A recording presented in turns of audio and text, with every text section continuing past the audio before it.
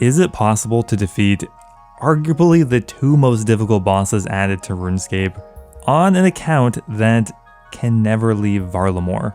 Well, we're about to find out. These are incredibly difficult bosses, and so far we've only acquired a rune scimitar. I mean, are we really going to kill Saul Herodit with a rune scimitar? Well, yes, actually we probably are. We actually have our best in slot weapon already that we're probably going to use to take on Saul. There's just one problem: we're missing some solid armor to go alongside it. Plus we need access to prayer potions, food, and some other things that are going to be vital to take on the Colosseum. And most excitingly, we are going to get Varlamore Part 3 this week. So we get a huge new expansion to explore, and everything's going to come into focus. How doable is this challenge I've set out? So let's take a moment, everyone here, to appreciate what we will have to do to train magic if nothing changes with Varlamore Part 3. The quickest way to train magic up, at least until we can get like an Amulet of Strength enchanted, would be picking up these rune spawns on the ground. Yikes. Now, luckily, I guess, there is a singular air rune spawn up here. Let's hope it doesn't come to this, though. There is a staff spawn here, which is nice. Okay, so you might be wondering why we are headed into the Colosseum. Currently, because it takes so long to pick up runes to cast spells, the most efficient way for me to use these up is actually to go into the Colosseum and cast spells on the Fremennik Melier, because you have 100% accuracy and you always hit your max hit. I'm gonna have to learn how to walk this properly. Okay, well, we did get to level 9 magic, at least just to start. Once again, not gonna commit to anything too drastic until we have everything from Varlamore out. The only other option would be actually picking up runes from monster drops, which, yeah, hopefully doesn't come to that either. So Varlamore actually has quite a nice selection of armor sets for all 3 combat styles, but because we are primarily going to be using melee for the majority of our combat, I would like to get some armor that actually gives us some strength bonus, and the only feasible one we can obtain in the near future is the Mixtide set. The Mixtide cape, boots, and top all give a strength bonus, which would be very helpful for combat training and, of course, bosses. The only problem is that it's technically ranged armor. It's like a hybrid set, so we actually need to get up to 60 ranged to be able to wear it. Plus we have to get hunter levels to craft it, but that's going to be a problem for later. So there are no shops that sell arrows anywhere in Varlamore right now, so we're going to have to craft them ourselves. Luckily there is a bow spawn though, that is very, very helpful. There's an oak short bow above the pub in Civitas. Okay, we're 10 minutes into our quest and we're already getting sidetracked. So because we have to do a lot of woodcutting, we actually might as well get a axe upgrade. I'm going to get this actually just from smithing it straight up. No point putting this off because we're going to have to do so much woodcutting. So just from killing so many sand crabs, we have like 100 copper and tin, some other various ores. So we'll start by processing those and we'll see where we're at. So I guess we might as well just make arrow tips out of everything. Only really useful thing, and they're stackable. Yahoo! So that got us to 12 smithing, actually quite close. There's a very convenient smithing training method once we get to 15. And just like that, we're in the mines. There it is, 15 smithing, which means we can now start smithing iron items, which means we never have to mine anything ever again. There's just so many like little conveniences in Varlamore, like nothing super overpowered, but it's just nice. Like they put a little iron bar spawn here. There's even a hammer if you forgot. You pick up the bar, you hop worlds. Once we have a full inventory, we just simply go onto the anvil, craft our full inventory of items, then we could even sell it to the general store here for some money. Like this is not going to be that fast, but it saves us a lot of time mining, so overall I think it's going to be our quickest possible training method. So with 20 smithing, we can now make iron arrow tips, and that's probably what we're going to do for all our smithing training here, because iron arrow tips at least are fletching XP. All these other things are pretty much useless. They're not even worth that much money, to be honest, so might as well just make the arrow tips.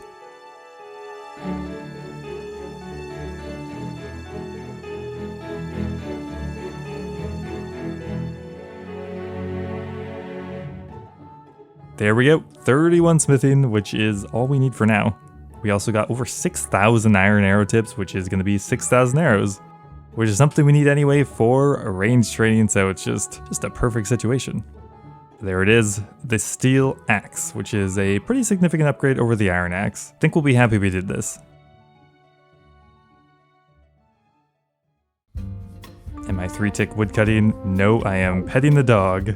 So the nice thing is that arrow tips and feathers are all stackable, which means we can pretty much just find whatever tree we need and just park there for a while, cut a bunch of them, craft them into arrow shafts, flight them, and then add the arrow tips to them. Should be pretty chill. We use pretty much all of our money up on feather packs, but now we can actually start getting solid fletching XP. There is 15 woodcutting, which means we can now move on to oak trees. It actually took me a long time to find an oak tree for some reason. We're in northern Alderan, and we'll be chopping here for a little while.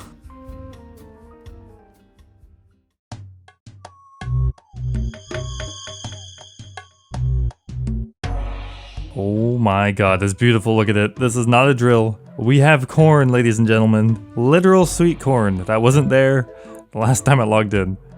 Well, I knew it was out, but from Osto-Ix standpoint, it's like, whoa, shit, corn. So we have so much to look at. All of these black squares were just filled in with a couple big pieces of content, but what we're probably most interested in is the little things. We'll have to have a look. Let's head over there.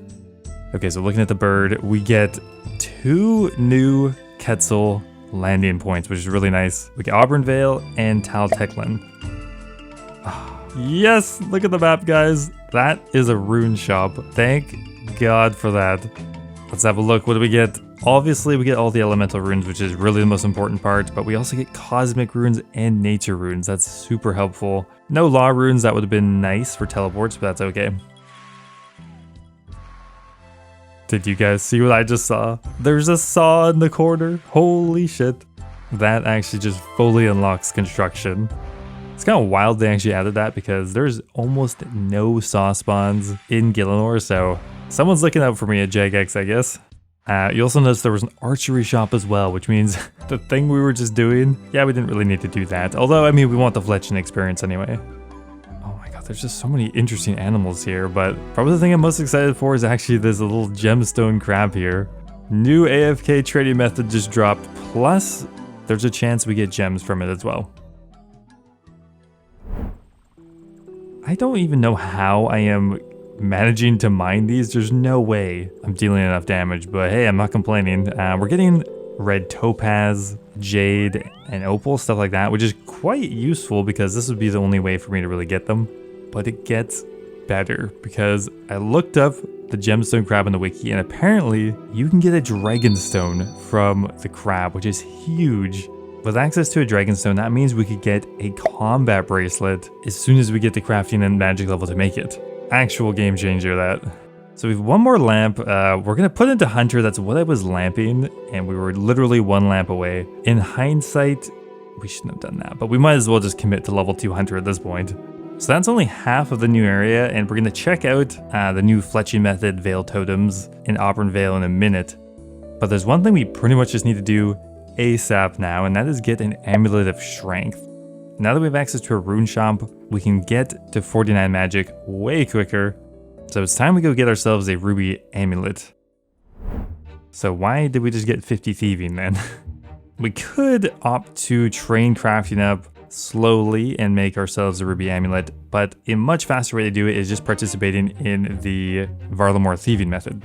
It's really simple. We just have to come here to the center of the bazaar, and we'll steal from wealthy citizens until we get some of these house keys.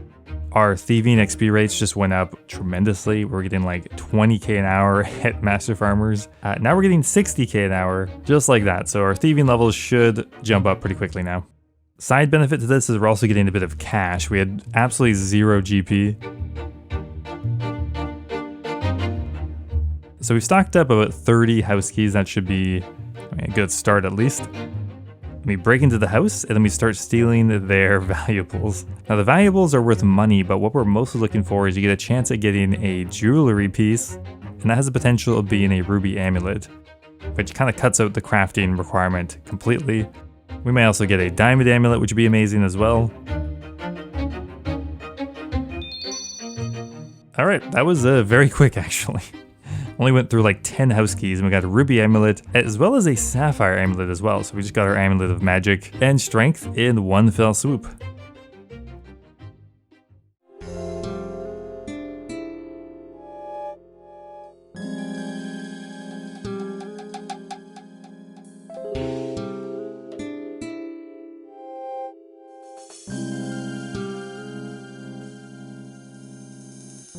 So Auburn is the other big area expansion with Varlamore Part 3, and already I can see so many useful things here. The first thing I'm going to snag here is actually a staff from the newly added staff shop. We are super happy about this. The rune shop is definitely more important, but this is still quite nice. We'll grab ourselves a staff of air and fire. Just going to save us a lot of runes. I didn't even notice this at first. What is that? Oh my god, it's a forestry shop. So we just snagged ourselves a forestry kit, and I was doing a little research. This has actually unlocked a active way to train hunter, and now that is in some massive air quotes. Now with the forester's kit, you can participate in forestry events, and most of them are just extra ways to gain woodcutting experience, but a few of them give a very, very small amount of experience in other skills. Now the most important one would be the Fox event, which gives 0.5 XP times your hunter level per trap that you disable. 0.5. That means per forestry event, we could get 5 or 6 hunter experience. It's, yeah, not a lot. We're gonna have to research this a bit, but yeah, I think we just unlocked the hunter skill. We'll grab this off the table because we will need it eventually, but mostly we are here to buy some runes. Feels good to actually be training magic. We're going to attempt to go all the way to 47 magic, so we can unlock the strongest amulet in Varlamore, the Amulet of Strength. Well, debatable. There are probably some stronger amulets we can get eventually. Making some good progress. There is 32 magic. I don't know, just felt like popping in. I don't really know. There's nothing important about this level, guys. We're getting about 20k per hour with absolutely no magic gear, just a staff. 40 magic, pretty nice. We can now teleport to our house. Theoretically, we don't really have access to law runes, so that doesn't help us too much. We were AFKing too hard, but we've done it. 47 magic, took just a couple hours, not bad at all. And that means we can now enchant our amulets. A +2 boost is all we need. There we go. Amulet of Strength, it's so good. 10 whole strength bonus, absolutely insane. Plus we get the Amulet of Magic, not nearly as good, but that's okay. So now that all of the content for Varlamore is out, and we've taken some time to explore the continent in full, where does that leave us? Well, something that has become abundantly clear is there's one key bottleneck that we're gonna have to deal with soon to get access to our best in slot armor, food, and potions, and that is Hunter. Now originally I was just planning on lamping it into my 20s where I could start training it normally. But with the addition of Forestry, we can train it legitimately and save our lamps for Slayer, ultimately speeding things up. So no matter how we approach this, we are gonna have to do a ton of wood cutting, and luckily there is a new axe shop in Auburn, which means we can get up to an adamant axe, which is gonna save us so much headache. So we're gonna start trying to do some forestry events, and we of course wanna save all of our logs for the new fletching minigame right here in Auburn. I just hopped into a forestry world here, and it actually looks to be super popular to do the events in the new area, which is awesome. Also, interestingly, you get these ant seeds whenever you chop in Varlamore, which is essentially just a bird nest. Yeah, just a bird nest with extra steps, I guess. Now, we're of course not going to be forgetting about the gemstone crab either. Combat stats are the next most important thing on the list. And we just hit a nice milestone, 70 attack and 70 strength. We had them both loaded up. Look at that. Professional YouTuber here. God, we got one. Yes! Already we got one Dragonstone, and that is huge because that means as soon as we get the crafting level, we can get a combat bracelet. Granted, that's a pretty big ask, but hey, we don't have to hunt implings, we don't have to train hunter. We're pretty much just good to go. I mean, we could even turn it into a ring of wealth if we wanted. Nah. So that's going to be 40 woodcutting. So far, we've gotten a couple forestry events, but no poacher event, which is the one that will get us hunter experience. Okay, we just hit 45 woodcutting, still no poacher event, we've gotten pretty much everything but it, and we're up to about 1300 anima infused bark. Now, side benefit of forestry is actually the rewards we're going to get. Some very useful ones could be the log basket. We can get the lumberjack outfit for more experience, and a few other useful things as well. And realistically, we'll get pretty much all of those things because we're going to have to do dozens of hours of forestry. Now, one thing I actually didn't mention when we did a tour around Varlamore Part 3 is we get 2 additional tree patches. We get a regular tree patch and a fruit tree patch over in Kastori, which we haven't actually checked out yet. Now, we don't want to slack on farming too much because this will be very helpful later. So we're going to plant our first oak tree, and we're going to, of course, protect it because we really don't have many seeds on us right now. Okay, so speaking of Kastori, this is the first place we saw when we logged on after Varlamore Part 3 released. The City of Corn, which is pretty cool. I like the aesthetic. There are some new butterflies, black warlocks we get access to, and a capybara with an orange on his head. This place is great. And we'll plant our first fruit tree as well, the banana sapling. Godspeed. Okay, so we're actually going to go ahead and buy ourselves a house. We haven't bought one yet because it's been pretty much useless for us. But now that we have a way to train construction, it's time to go ahead and buy ourselves a house, and luckily there is an estate agent in Civitas. I'm excited, guys. It's finally time to try out the new fletching training method, Veil Totems. And there's a reason I just unlocked our house before we started doing this. Veil Totems is a brand new skilling method, and it has actually so many useful benefits for us, from a ton of different basic rewards to some unique items. And most importantly, it will give us construction experience, which is amazing because technically we can train construction in our house, but there's one problem. We don't have access to a house portal yet in Varlamore. There is one we can get in Alderin, but to redirect it there, we need 25 construction. Now we could teleport to a house, which is fine, but we have really limited law runes. We literally got them as drops from hill giants. So if we could level up our construction through a different means, that would be ideal, and we're going to try to do that with Veil Totems. So first up, we have to do a little mini quest that essentially is just teaching you how to do the activity. So I think we just want a full inventory of logs because we're going to be fletching them as we go around and build the totems. Looks like per totem we make, we need 1 log and 4 corresponding bows. Now once we built the totem, an ant will come by and leave us a little sparkly reward, which we just left click on to claim our rewards. What the hell are these dirty arrow tips? Oh my god, this place is cramped on the forestry world. So in total there are 8 totems you can build, and we have enough inventory space to do 4 of them at a time before we have to bank. The fletching experience isn't that fast, but it's mostly because we don't have a huge bankroll of logs. We'll probably have to go ahead and chop some as we go, but it does look like there's at least a couple of each tree around this area, so probably could string together like 2 or 3 training methods at once. Yeah, we already ran out of logs. Those did not last very long. So what we're actually doing is just halfway through, we just stop and chop the full inventory of willow logs, and then we kind of just carry on. Slows us down a bit, but of course we'd have to do this anywhere else anyway, and we're getting some woodcutting experience, which is arguably more important for our goal. Now, where does the construction experience come in? Well, you get an XP drop when you build the totem of, what are we getting? 1 experience. So it's 1 times your construction level, so this is not very fast either. Still better than the forestry events, though. Now, for every 100 veil offerings you get, you can roll that for a reward. We had a chance of getting one of the unique items, which are the fletching knife and the bowstring spool, which I would love both of those.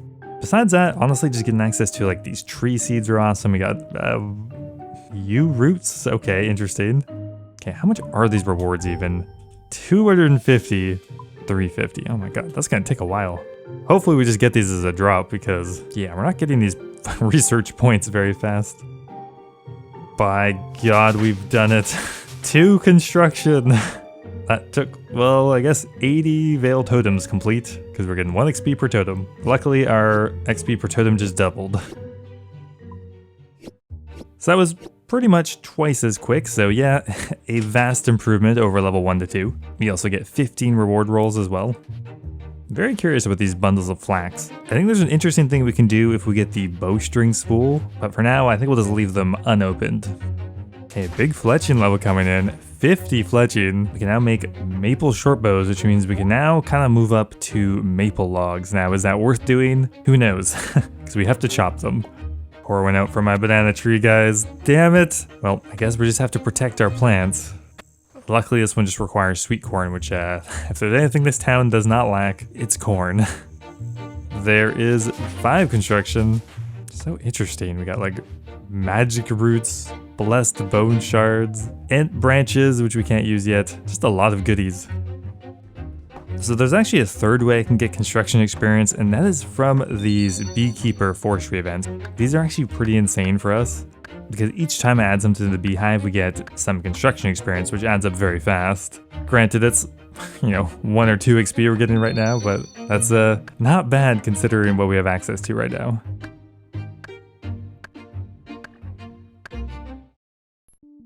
Oh, we got one finally. I could barely even see what was going on. We got the poacher event, so each time we disarm one of these traps, we are getting a whopping 1 XP. And similar to lamping, each level will get faster to a point. And how much XP do we gain from it? 14 XP. Oh my god. This is gonna take a while. Now, technically, it's possible to disarm 15 poacher traps per event, but from what I can tell and testing it on my main account, 13 is more realistic.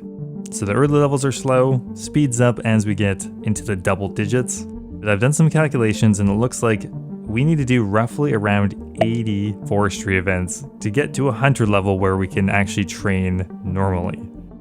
I have no idea how many events we can get per hour. There's a few different methods. So this could take upwards of like 100 hours maybe if we can't find a faster way to do this.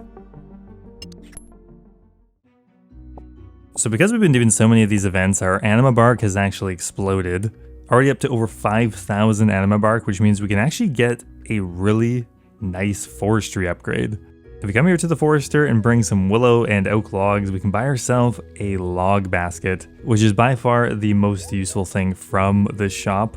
This will be amazing for veil totems as well, because we'll be able to fill this up with a full inventory of logs, which means we won't have to go to a bank until we've done a full circuit.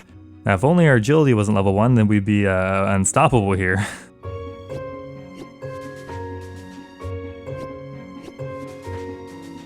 Okay, there is level 10 construction coming along nicely. I don't know if I'm going to go all the way to 35 just through doing veil totems. We probably will use some of our law runes to cash in some experience, but what I'm actually really excited about is if we go over here to the Perilous Moons quest list, we got our first skill requirement. Let's go. 10 construction is done with. Next on the list, I think 20 hunter. I mean, we could do 20 fishing really easily, but that doesn't really matter at all. Okay, we got 2,500 veil offerings. Let's hope we can get something. A unique would be great. And there goes all my inventory space, apparently.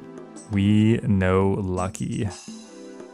We are already up to 60 fletching. This is so fun, honestly. This method is great. It'd be better if I already had the logs, but that's okay. So we got all the costume pieces for the pheasant event, which means this is going to be a lamp, and this is a very special one because this is going to be our very first Slayer level. There is level 2 Slayer. Took a while, but now that we have most of the costume pieces and we're focusing on lamping Slayer, I think this will start to speed up. Okay, so 60 woodcutting. This is actually a really important level because this will allow us to potentially train our hunter skill faster. How, you may ask? Well, through a process called forestry event boosting. The way that forestry event spawns is very strange, and we're not going to get too deep into the weeds here, but essentially when you're participating in forestry and a tree gets chopped down, you have a chance of spawning an event. Now, normally you have to wait a set amount of timer for a tree to be chopped down, at least when you have a forester's kit on. So for a magic tree, that takes almost 4 minutes of continuous chopping before it will be felled, and the yew tree is almost 2 minutes. But there's a way to trick the forestry system into counting down the tree timer when you're not even on that world. What we do is we chop a tree for 4 ticks, and then while we're still chopping, we hop to another world. Now the tree in that world will continue to count down until it reaches 0. So essentially what we do is we hop through 20 or 30 worlds doing this method, and then we cycle back to the first world we started in, and as soon as we get a single log from that tree, it'll immediately be chopped down, thus giving us a roll at a forestry event. Now you generally want to do this with magic trees because you get about a 1 in 3 chance at getting a forestry event. For yew trees, we have to do some testing, I have no clue, but this is our first chance to try boosting some forestry events.